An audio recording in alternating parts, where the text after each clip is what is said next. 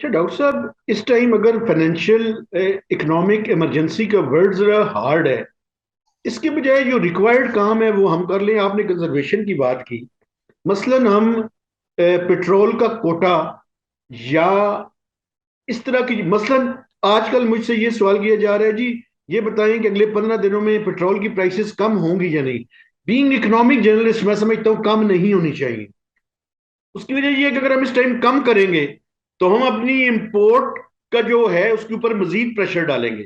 इस टाइम हमें कम करने की जरूरत नहीं है। आपका क्या पॉइंट ऑफ व्यू है इसके बारे में?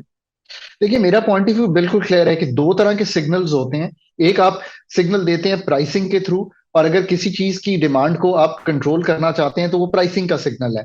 इस वक्त आप मॉनेटरी पॉलिसी में भी प्राइसिंग का सिग्नल ऐसा रखें कि हम अपनी डिमांड को कर्ब कर रहे हैं। आप दूसरी तरफ अपनी एनर्जी नीड्स में भी प्राइसिंग सिग्नल ऐसा रखें कि हम लोगों को चाहते हैं कि वो कम से कम बिजली इस्तेमाल करें और ज्यादा से ज्यादा स्वेटर पहनने की कोशिश करें। जापान ने अपने लोगों को कहा है कि स्वेटर पहने और अपनी हीटिंग को कम से कम करें। सो दुनिया भर अगर ये कह रही है तो हम कौन से अनोखे हैं कि हम ये चीज नहीं कर सकते। और वो मुल्क जिसके पास 6.7 अरब डॉलर के बोरोड रिजर्व्स हों, जिसका एनआईआर नेगेटिव हो, जिसकी एक्सपोर्ट्स में टेक्सटाइल के अलावा कुछ रखा ना हो, जो कि गिर रही हैं और एक मतलब प्रॉब्लम में हो, जिसकी उस मुल्क को तो सबसे ज्यादा ये काम करने चाहिए। और दूसरा ये मतलब लोगों को शो करें कि हम सीरियस हैं to do the hard choices that we need to make. वरना देखिए, दो तरह से लोगों मुल्कों को काम करने पड़ते हैं, या they are forced to do it which is the worst case scenario, और they do it on their own. मैं तो गुजारिश ये कर रहा हूं कि आप खुद ये काम कर लें, आप ये खुद काम कर सकते हैं।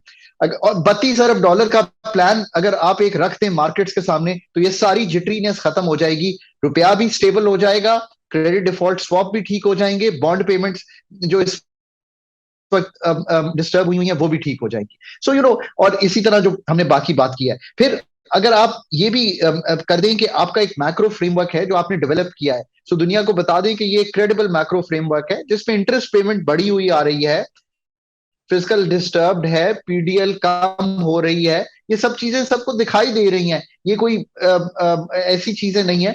आई I know it's hard for government to do, but जितना बोल्ड होके करेंगे काम, उतना ही आपको बेहतरी मिलेगी अगले 6 से 8।